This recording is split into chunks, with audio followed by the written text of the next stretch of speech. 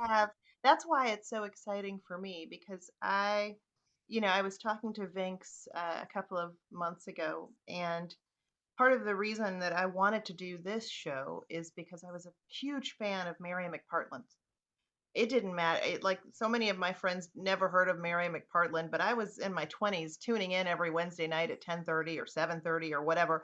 I was listening to every episode of Mary McPartland's Piano Jazz. Wow.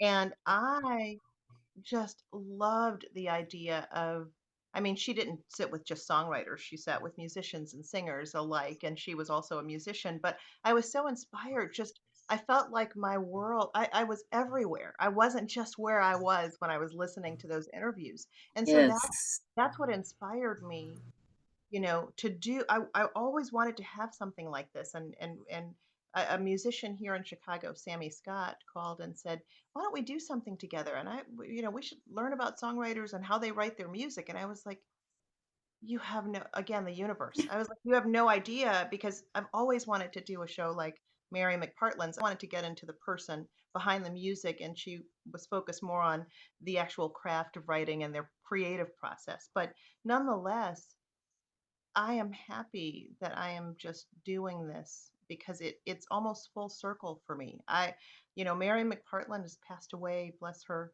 soul, but now that I'm sitting here with you, I feel like I'm A little have bit of her in here. I've got a little bit of it because now I was listening to so many of those interviews and for the last 25 years, 30 years, but now I'm actually doing that.